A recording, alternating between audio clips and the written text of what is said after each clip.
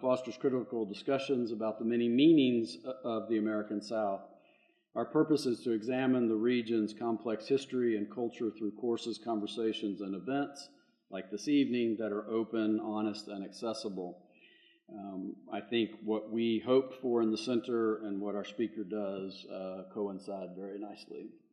This evening, we are honored to host the 8th annual Laurie Byington Lecture on the Contemporary South. The endowed lecture was a gift to honor Laurie Byington, a 1992 graduate of the College of Liberal Arts and Sciences, as well as a member of the CLAS Alumni Board of Directors. The lecture series is designed to assist the center to bring a distinguished expert or recognized leader in their field or discipline to the Macon campus to give the annual lecture. Chuck Reece is editor-in-chief of the digital magazine Salvation South, which has been created with his wife, Stacy, who is also here, which is the work of Southern storytellers, essayists, journalists, fiction writers, poets, photographers, and filmmakers. It focuses on works that address the rich diversity of the American South or tear down myths of a monolithic white region. Reece founded the Bitter Southerner Media Company in 2013, left in 2020, and in 2021 launched the award-winning The Bitter Southerner podcast. He returned to radio and podcasting in 2022 with the Salvation South podcast, that features weekly morning edition, All Things Considered. Thank you, Josephine, for the shout-outs. Public Broadcasting's radio network of NPR affiliates and monthly audio magazine Stories. Tonight he explores whose stories get told, Southern studies, activism, and the work of reconciliation. Join me in welcoming Chuck Reece to Macon and to Murphy.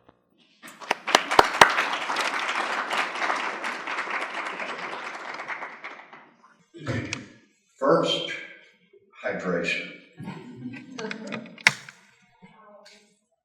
Greetings to all of you. I am honored and grateful to Professor Doug and to all the faculty and staff of the Spencer B. King Center for Southern Studies for inviting me here.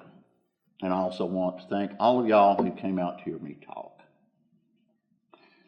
If you remember nothing else from what I say today, I want you to remember and take to heart these 16 words.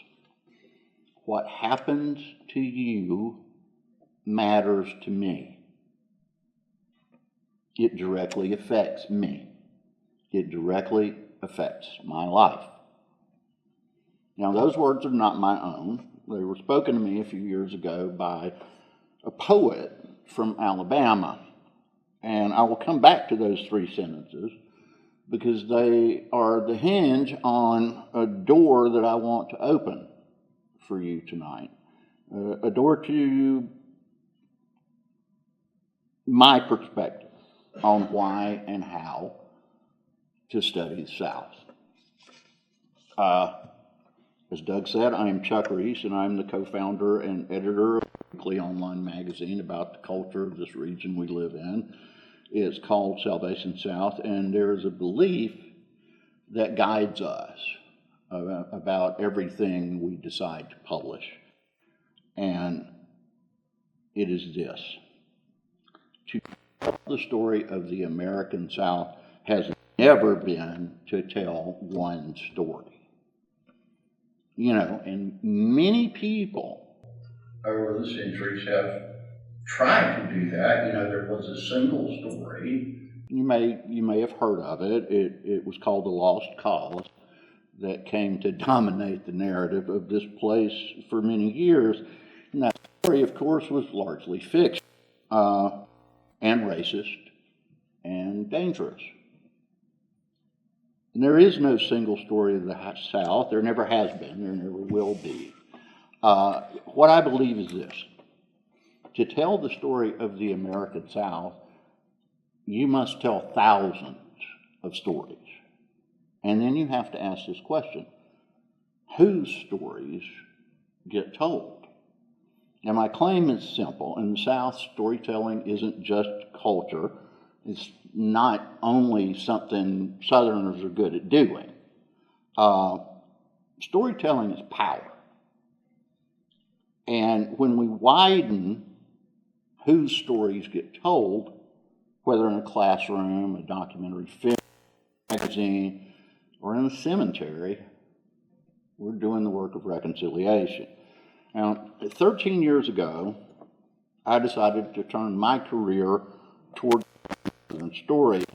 I did not know that the question of whose stories get told matters as much as I've come to learn that it does. I had no clue that it was actually the central question of the field of Southern Studies. You know, throughout the summer of last year, I got to spend a lot of time with Bill Ferris, who, for many people, kind of embodies the birth of Southern Studies as we know it. He was the founding director of the Center for the Study of Southern Culture at Ole Miss, which was the first graduate program in Southern Studies to be established, and that was back in the 1970s. And we talked, Bill and I, through a series of documentary films that he released back in 1975, black and white footage of blues musicians, church services, storytellers, artists, craftspeople, people in their everyday lives. And the start of those films was footage that he began gathering in the Mississippi Delta when he was a teenager, carrying around a reel-to-reel tape deck and Super 8 film cameras. And I interviewed Bill 4 times last year about each of those 4 films from 75, and in every conversation he repeated something to me. He told me that he always understood that what he was doing was a political act. He was pointing his camera and microphone at people whose stories had never been centered in the official record. Rural black Mississippians, poor folks, people whose names don't show up in the annals of history. And this is what Bill himself said to me about that. He said, those voices are not welcome on primetime television. We don't hear them in the news, but they are the voices that anchor us as Americans. And that idea, I think, raises questions for all of us who care about the South. You know, it forces us to ask, is Southern Studies meant to focus on, you know, famous Southerners, the ones who already have biographies, or on the people whose lives rarely get recorded, or on some mix of the two? And if it's a mix, what should the proportions be? And if choosing whom to film or write about is a political act, is it also a kind of activism? And if so, on whose behalf? Now, I know activism can be a loaded word in a university setting. Some hear it and worry it means giving up on rigor or objectivity, and that's not what I mean. I'm talking about a very specific kind of activism, which happens through choosing subjects and amending and adding to the historical record and redistributing attention and resources toward people who've been edited out. Now, a few months ago, Doug told me about last year's Lamar Lecture here at the King Center, delivered by the Northwestern University Professor of African American Studies and Harvard Fellow, Dr. Leslie Harris. Now, Dr. Harris was on the faculty for 2 years at a school that's just a few minutes from my house, Emory University. And I so wish I had been here to hear her that day, because she talked about 3 kinds of history: academic history, public history, and personal history. She described her early training at Stanford University and how she was drilled in the idea of intellectual distance, that historians should never let their own stories touch their work, their research. And then she arrives at Emory in 1995 and finds that she's immediately being pulled into Emory's own reckoning with its history of slavery and the fact that so many buildings there were built by enslaved people, and plus the university's acknowledgement that its campus sits on land that European colonists stole from the Muscogee Creek Nation. And at that time, this story wasn't out there anymore. For Emory faculty like Dr. Harris, the story was in the payroll ledgers and the donor rolls and the buildings named for people who had owned other people. And Harris helped convene what became the first conference on universities confronting their entanglements with slavery. And, now there's a whole consortium of these things across the country. And in her current work that she's doing about New Orleans and the effect of Hurricane Katrina and its aftermath on the community, she's using genealogy, specific family histories as a primary method, including her finding along the way that her own family's Creole identity had been disavowed so that the family could label itself as white. That's what it looks like when academic work edges into activism. You stop pretending that you're floating above the story and you let the institution and yourself be the subject. The Penfield Project here at Mercer is another example of that. For a long time, the story of Mercer's origins in Penfield was told as a story of a little Baptist college that outgrew its rural home. And what the official story downplayed or skipped entirely was that the founders were Baptist planters, people who owned other people, and that the people they enslaved built and sustained the place, and that by 1860 there were hundreds of enslaved people tied to that Penfield community. Now, the project is a different kind of activism. They're combing through wills, inventories, mortgages, all kinds of scraps of paper, right? To reconstruct the lives of the people who were there but who were never named in the census tables. One of the things that I have found in my own study of Black history in the South is how there's something that people call the Great Wall, which is, if you're a Black person who is researching your family line, because African Americans were cited in the censuses until 1870 as property rather than people, there's this wall. You can't find anything earlier than the 1870 census.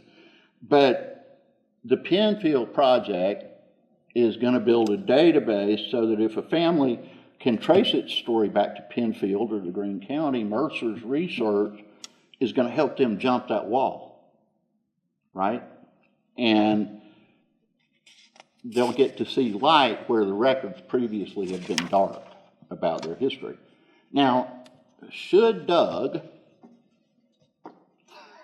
or anyone else in the Spencer V. King Center consistently refer to that work as activism? Certainly pairing the word activism with the word university in our current political environment feels pretty dangerous, sadly.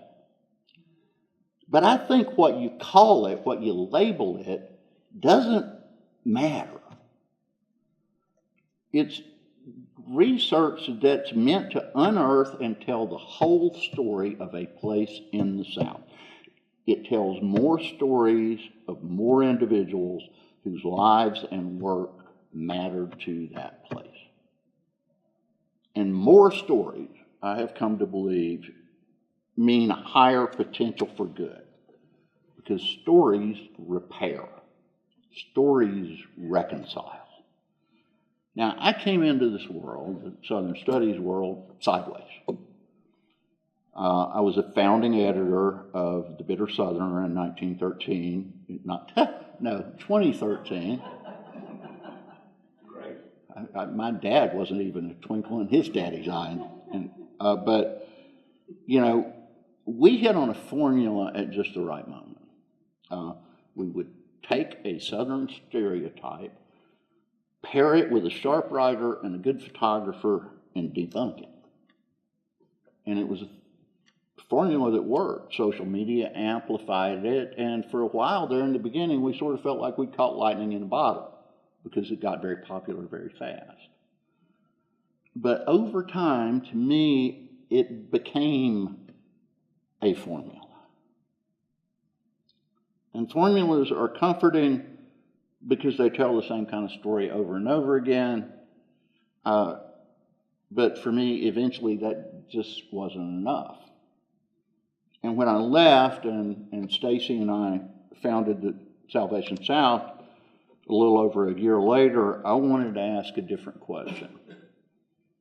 If we really care about this region and we really mean it when we ask whose stories get told, then what is an honest answer to that question? And the only answer that I could live with was everybody's.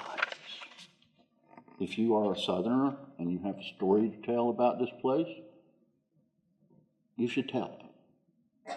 And, you know, that doesn't mean, of course, that every perspective is equally accurate. It doesn't mean that every claim deserves equal space. It means that the circle of people whose stories we treat as worthy of serious attention, worthy of publishing, presenting, enabling, underwriting, that circle has to get ever wider if we're going to capture what this region has been and could be. And what I told you, you know, I mean, what we've tried to do as a result is to build a magazine where you might encounter one week a black poet from Alabama, then an old white man in rural Georgia who's reckoning with his past, or a Latina labor organizer on the Gulf Coast working in the immigrant communities, or a young filmmaker who's simply trying to tell the story of her family in this region. And we treat all of those things as central. Nobody is made to feel like they're a guest at the party. You know, in our logo, there's a picture of a porch swing and the words, "Come in and stay a while." And we mean that. You know, if you have a story to tell, we want you to come sit on the metaphorical porch and tell it. And what I told you at the beginning, what happens to you matters to me, that what happens to you affects my life, those words came from a poet, like I was mentioning just now. And she did not write them in a poem, she said them directly to me. And her name is Jaqueline Trimble. She lives in Montgomery, Alabama, and in January, she began serving a term as the poet laureate of that state. Her first collection of poetry, a book called American Happiness, came out in 2016, and I first encountered her in those pages. A friend emailed me a poem from that book, which was called "Everybody in America Hate the South."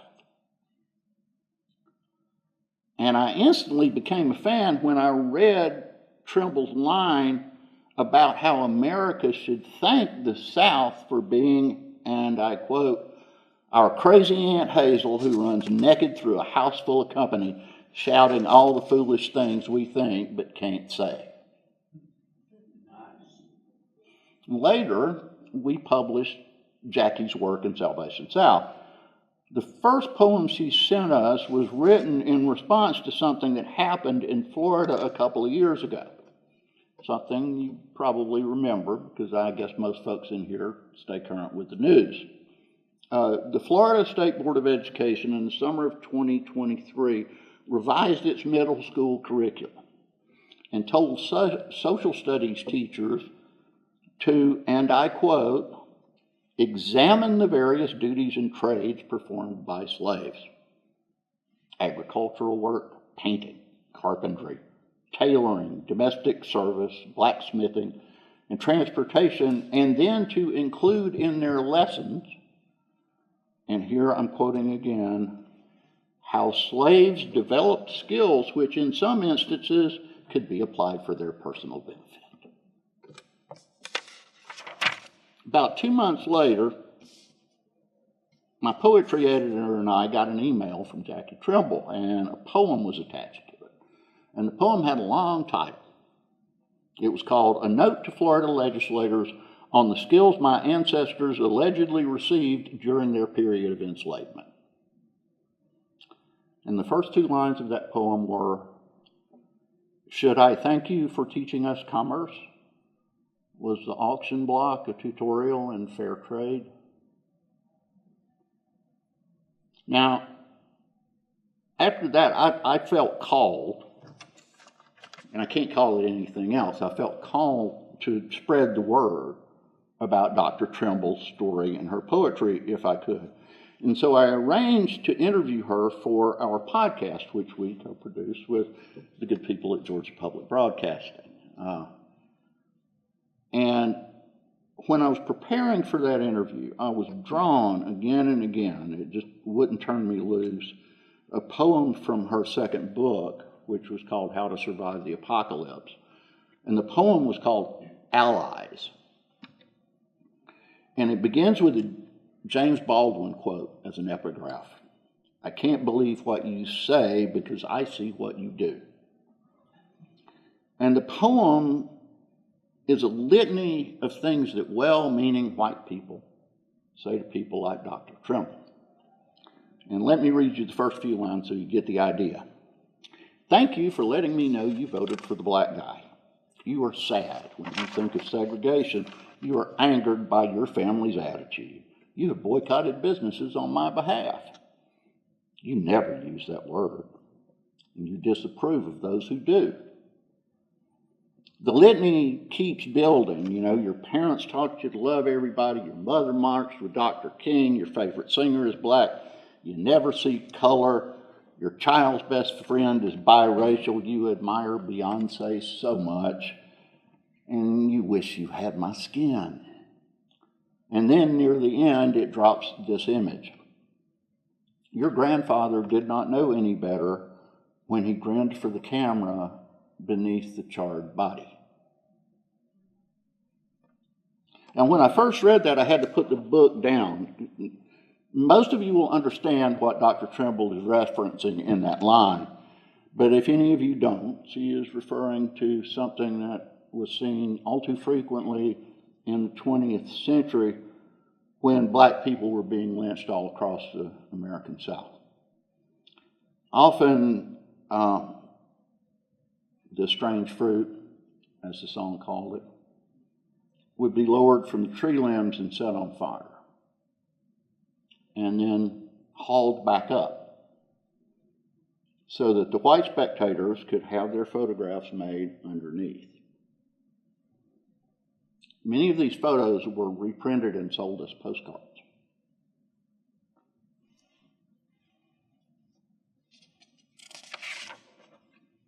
In our interview, I told Jackie that I had had a really hard time reading Allies because I had always tried to think of myself as one. I thought I was doing the right things, publishing certain stories, amplifying certain voices, and I wanted, if I was honest, to be seen as one of the good white Southerners. That's when she told me the words that I shared with you at the beginning of this lecture. And let me give you a fuller picture of what she said to me, and I'll read this directly from the transcript of our interview. I don't like the word ally because an ally is like a person who cheerleads from the sidelines. This is a person who says, I'm not going to get in your way, I'm down for your cause, you do you. But an ally doesn't have to stand shoulder to shoulder with you. What happens to you is not just something I have sympathy for or empathy for. What happens to you matters to me. It affects me. It directly affects my life. And until we realize that, we are never going to get anywhere in this race conversation. So what I'm saying in terms of race is this: you can't just be for my cause. It has to be your cause. And what I came to embrace and feel after that conversation was rather like a line from an old hymn that I and perhaps some of you grew up singing. I was blind, but now I see. And what I've taken from that ever since is personal to me. But I do think it matters for the broader field of Southern studies. If I'm going to call myself Southern, then Black history is my history. What I still do not know about the experiences and history of Black people in the South, well, I need to learn all that. Not as extra credit, not because I feel guilty, but because without that knowledge, I can never truly understand this place. And the field of Southern study presents us with outward choices. Whose stories do we research? What do we record? What do we film? What do we publish or exhibit? What do we fund? But it also presents us with an inward choice, I think. In which direction will we point our hearts? I believe Southern studies can never achieve its full potential if it always maintains distance, an intellectual distance from its subject matter. It absolutely must dive into matters of the heart. This realization often causes me to see how Southern studies can also entwine themselves with theological studies. Doug and I had a nice talk about this. You know, we share something apart from an interest in the South, is that we both came up surrounded by theological language. You know, Doug spent time at the Southern Baptist Theological Seminary, and I grew up immersed in, rural hellfire and brimstone churches. And in that world, we talk a lot about redemption. But the older I get, the more I think you can't talk honestly about redemption without talking about reconciliation too. And you can't talk honestly about reconciliation without talking about cost. Reconciliation does not mean let's just all get along now. It requires us to surface the stories that some folks tell us to leave buried. It requires us to listen to people we've historically talked over. And it requires us to put resources, time, money, institutional capital behind repair. And that's what I see in the Penfield Project. That's why I feel honored to be here. Because archival labor and cemetery work, that's not just antiquarian curiosity, it's an attempt to repay a debt. To say we will use the institution's money and attention to help families recover what was taken from them. Even if all we can offer them is just one more name, one more plot of ground located, one more brick wall correctly named for what it is. Now, in my own corner of the world, it means using a little magazine to make sure that when we say the South, we mean the Black South, the Native South, the Immigrant South, the Mountain South, the Coastal South, the Queer South, the Poor South. people who've often been present but sidelined in the stories about the South that have historically been told. And truth-telling is necessary, but it isn't by itself sufficient. The work of reconciliation is truth-telling plus repair and repayment. A willingness to reallocate attention and resources in ways that may make some of us uncomfortable. One of the things that Doug said to me is that he's seeing more students in the center who think of their work in activist terms. Not everybody, but enough, he said, that it feels like a little bit of a generational turn. They're doing Southern Studies projects that aren't just about earning a grade. They're about serving a community, correcting a record, telling a family story that was once kept quiet. Now, some of you in this room are those students.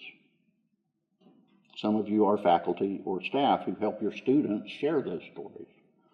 Some of you can decide which projects get funded and which partnerships get forged. Some of you are community members who bring your own histories into this space. So I want to end with what I feel like is the simplest version of the questions we've been circling around. Whose stories get told here on this campus, in this town, in this state? Who does the telling, and what would it look like to treat that work not just as an analysis of the South, but as part of reconciling the South to a better version of itself? When Jackie Trimble told me she didn't need a cheerleader, she was inviting me into something harder and better than being an ally and waving my pom-poms around. She was inviting me to see that her story and mine are bound up together, and that my love for this region is not real unless I'm willing to face that fact. The attitude that she describes is something that everybody in this room can adopt on their own. And it traces back to the central tenet of the greatest philosophies and religions, the call to love our neighbors as we love ourselves. And the acknowledgement that to live by that rule, we must also admit that every other person on this planet is our neighbor. Now, if Southern Studies can help more of us make that move from cheerleading to shared struggle, then it won't just be a way of studying the South. It'll be one of the ways that the South becomes more worthy of the love that so many of us feel for it. Thank y'all for listening to me.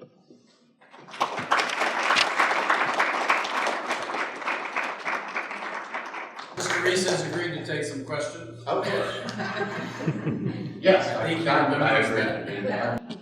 Does anyone have a question? Yeah. Recently, I guess we've had various histories throughout the country who have been set on the back burner, or people attempting to completely do away with those histories. What is your, I don't know how to assess that, but what's your assessment of what's going on in that capacity? Well, I don't think we see, I don't think there's anything that's going to bring a big sea change in that, apart from people doing the work of learning what they've been ignorant to, right? Not because they're intentionally ignorant or just hateful people or anything like that, just knowing what you don't do. I mean, this is a story I was thinking about today. There is a professor at Emory in Atlanta who used to work at the Center for the Study of the American South at the University of North Carolina in Chapel Hill. Her name is Dr. Melinda Maynard Lowry, and she is Native American. She is a member of the Lumbee tribe in North Carolina, which is the largest tribe east of the Mississippi that does not have federal recognition.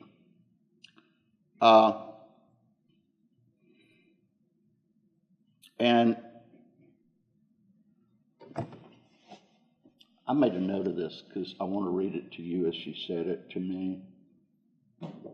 Because I thought, well, you know, I might have to bring this up tonight. I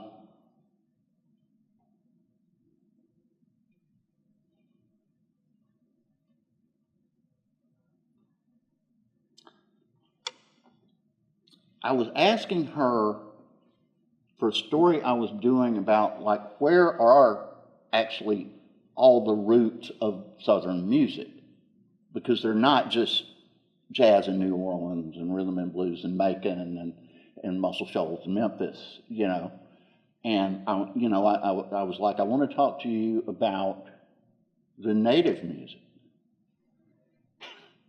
And here's something she told me that really made me pay attention. Thousands of years of cultural development took place leading up to 1492. Did that not exist just because Europeans were not here to write it down? And I was like, whoa. She is also the first person who told me to read the whole Declaration of Independence, which, as we all know, says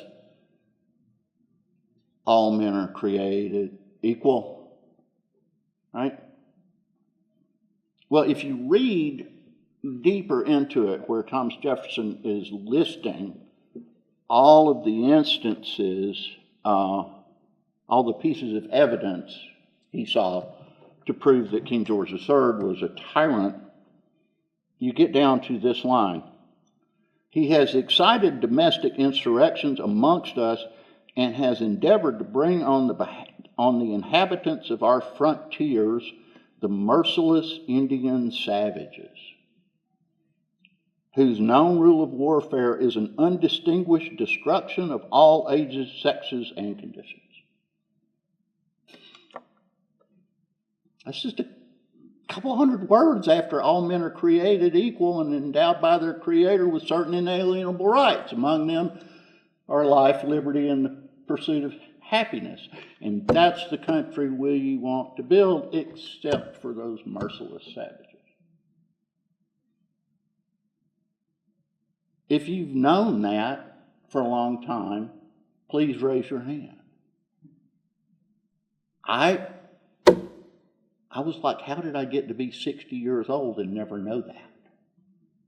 Well, it's because, you know, the history we've been taught, particularly in this region, a lot of it has been whitewashed.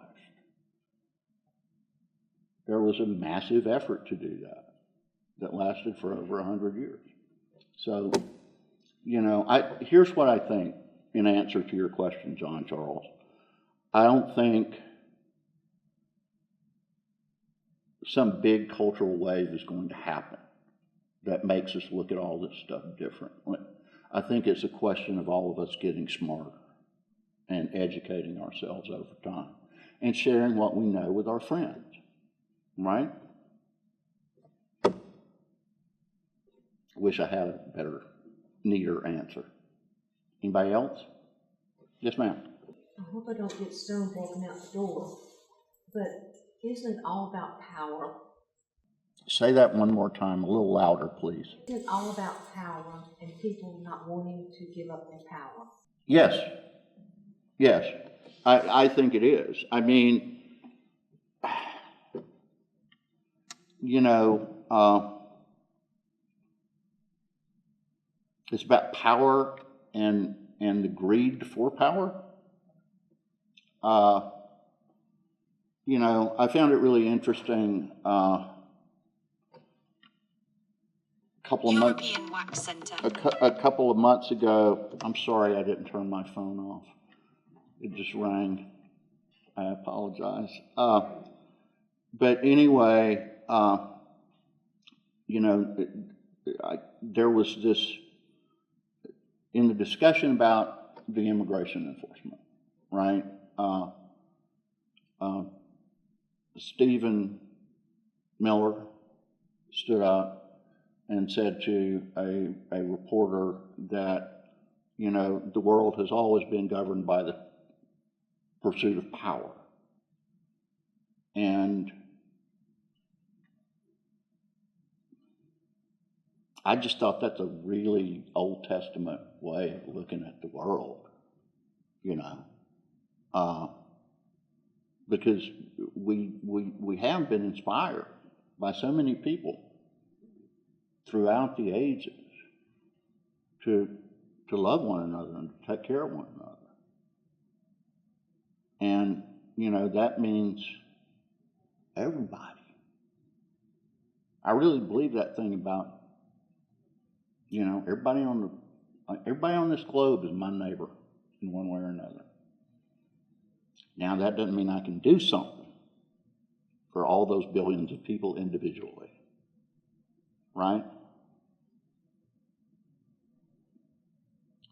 But if I think that way, I act differently. I do different work. And we try to keep that attitude at the forefront when we choose what to publish. Anybody else? Yes. When you say that, it makes me think of everybody's my neighbor. Is that more, to me, that sounds more like there's a way that we can kind of live together to be whole as a community. Yes, yes. But you know, the thing that I've learned over the 13 or 14 years that I've been trying to figure out this region, you know, and it took me a long time to learn it, is that white people apologizing doesn't make the region whole, right? The region becomes whole slowly and over time by individual acts and sharing of individual stories that honor the teller of those stories and the families who are part of those stories. That's what it's all about.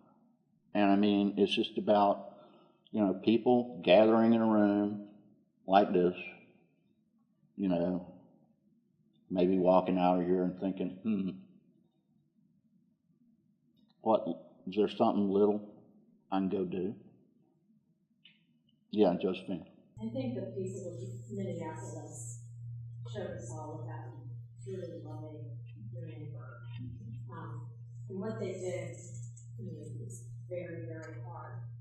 And as, you know, our state gets ready to open two very large detention facilities, I would say everybody should ask themselves, you know, how can you more effectively love your neighbor? Right. For us as a newsroom, it's making sure we shine a light on things that really matter. And that's not, I mean, is that activism? I don't know. I mean, I don't look at it that way. It's just telling stories. But I think Georgia will have its own opportunity. And I would say there's a lot of really good, loving people out there in this world. And I think there's more loving and good people what we're finding than, you know, loud voices. There was something, I completely agree with what you say. That was love of neighbor and it was defense of neighbor. And there was also something else about it that struck me. And I actually wrote this in a piece for Salvation South a few weeks ago, right after Alex Preddy was killed. All those cameras pointing directly at the people who were violating the rights of protesters in heinous ways. they were taking that old dynamic of making postcards under the hanging tree and reversing it. It wasn't like, oh, we're all going to stand around and make pictures and celebrate the evil that we've done. It was all the people standing up and pointing their cameras at evil as it was being done. And, you know, that struck me. It was really interesting that week because we don't typically come at politics directly in Salvation South. If you want to get involved in the daily political dialogue, there are a million other places to go that have a lot more money than we do. You know, so we try to tell different stories about the South because we're good at that. But, you know, it was really interesting. I have a Baptist preacher who writes regularly for us, who lives in High Point, North Carolina. And, you know, he's a very different kind of Baptist than the one that I grew up around. You know, and he's written a lot. You know, the first piece he ever wrote for us was called Cornbread is Sacred. And it was about how the act of cooking cornbread for his family was a holy exercise, right? And it was a beautiful piece. And so he sent me an essay he had written in the wake of what happened when Alex Preddy was killed. And he said, I know y'all don't generally do this, but I felt like I should run this by you before I send it to anybody else. And the title of it was All of It Smells Like Corn. Now, I grew up hearing that word in the mountains of North Georgia. Corn. God, that smells like corn. And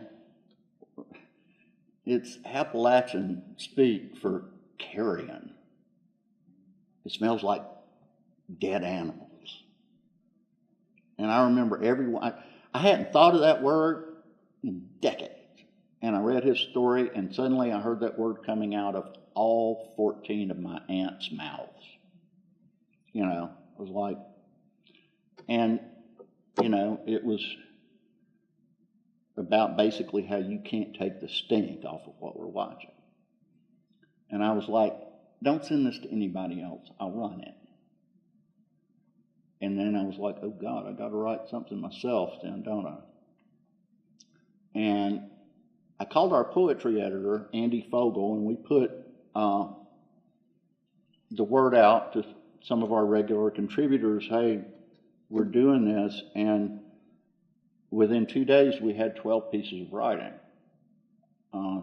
Southern writers writing in response to what they've been seeing on the streets of Minneapolis, which presented an interesting challenge for us because the way our website is built, the homepage only holds 4 stories.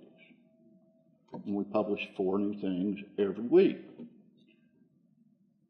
And we were like, what are we going to do with 12? So what we decided to do was put 4 on the homepage on Sunday, which is when we normally come out with a new edition. And then every day through Thursday, we would take 2 off the homepage and add 2 new ones. So we're publishing a new thing every day. Stacy and I were very tired at the end of that week. But, you know, we got so much traffic. And we had all kinds of things. We had, you know, since I know you're a deacon in the Episcopal Church, we had the dean of the Cathedral of St. Philip, which is the cathedral of the Diocese of Atlanta, Sam Candler, send us a poem called Ice Watch. I had a retired Marine Corps Lieutenant Colonel who'd done, you know, multiple tours in Iraq and Afghanistan, you know, write an essay about how everything he was watching on TV was completely out of line with what he'd been trained and how he'd been trained to behave as a soldier. And the piece was called Comply or Die. Marine reckons with the new American doctrine. I haven't seen that much traffic on our website in many months. And, you know, suddenly we were getting notes about how that piece was getting passed around in the Pentagon.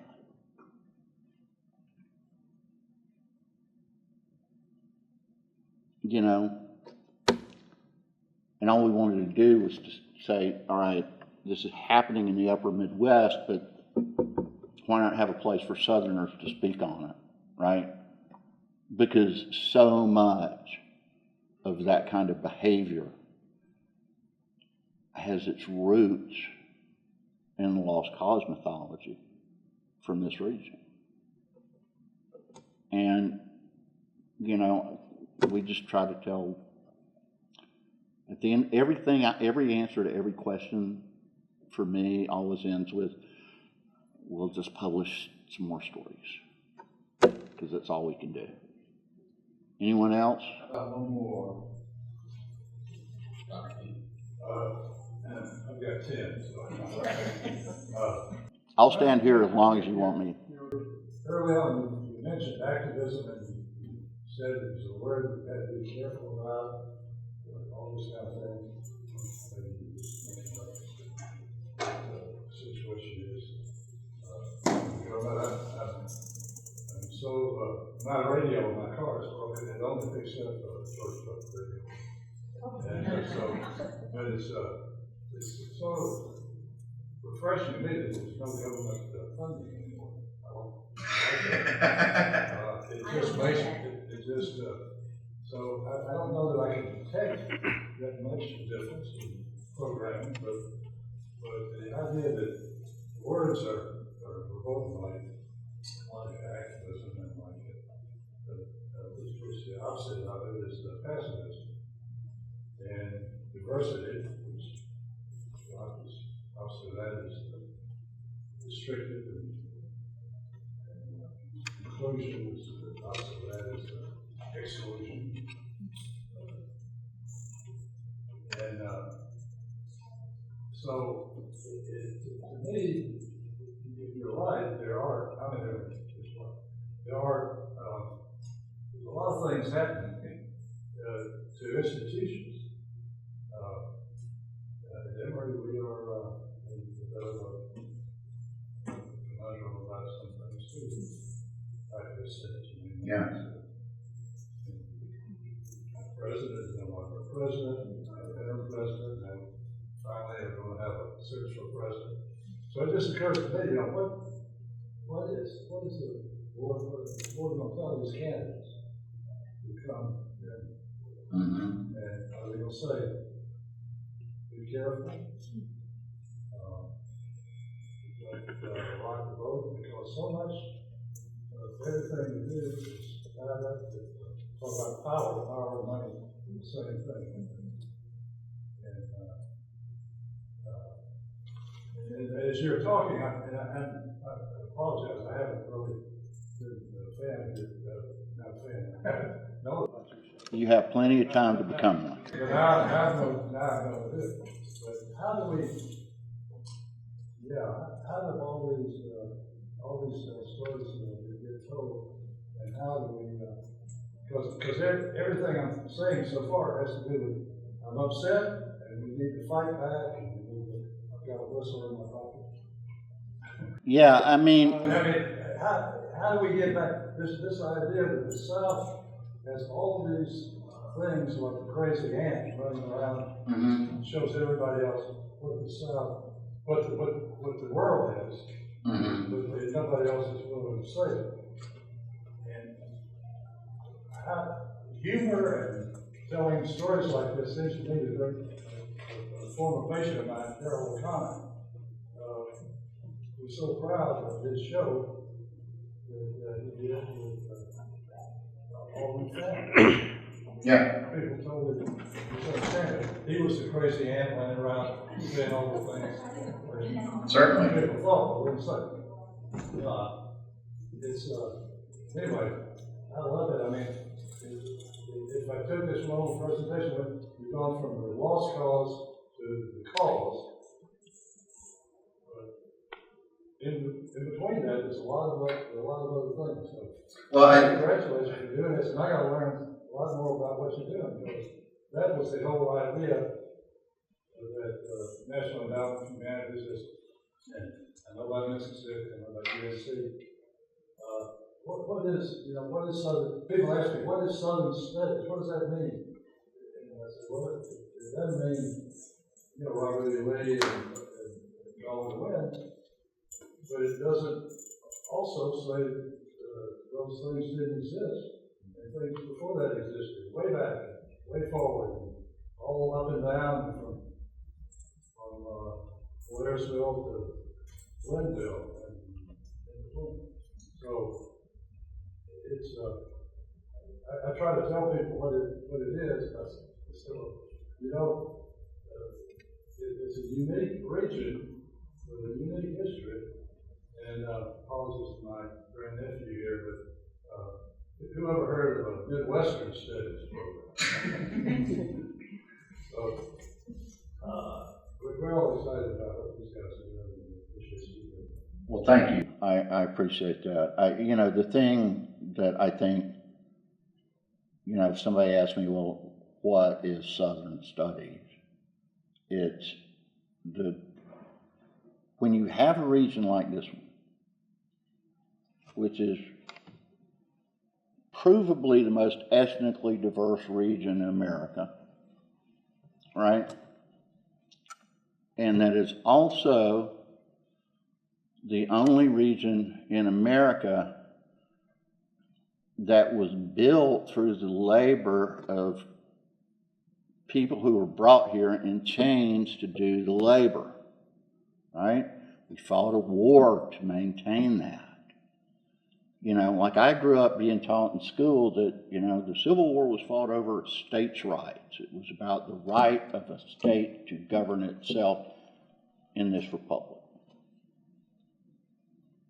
It occurred to me when I was in my late 30s that maybe it'd be a good idea to read the secession declarations of each of the Confederate states. Have any of y'all ever done that? All of them make it pretty clear right in the first paragraph that the right they were defending was the right to own and enslave other human beings. There ain't nothing right about that. And the thing that I think is the most clear and present danger right now is we're facing a movement at a very high level in this country so many people, over the last many decades, from the beginning of the civil rights movement up until the present day, have done so much difficult work to unearth truths about this region that are so important. And there are folks trying to erase that work, to literally take the plaques down, right? And to tell people, don't teach anything that makes little Johnny feel bad about being white. I don't want little Johnny to feel bad, but, come on. There's intellectual dishonesty going on. I wish I had a magic wand, because I would wave it and set all this right, and I'm sure most of y'all in this room would do the very same thing. But we only have the tools that are at our disposal. And I think it's important to have something like the center that is built in your family's name, where people can gather and find a place where they can do their own work toward making this region more worthy.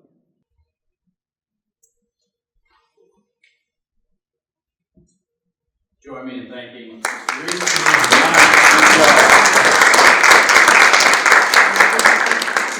Thank you all for joining us. We are at the end of our activities for the King Center for this year. We will be hosting, I am going to announce it, we're going to be hosting a new program called the King Center Sessions at Capricorn, where we host an artist who will perform to a relatively small crowd. That was supposed to be March 10th, but Amy Ray's mother passed away 3 weeks ago, and that concert has been moved to June 13th. The problem with telling you about all of this is there are no tickets. It's sold out. And so, but it's coming. We're going to have more of them.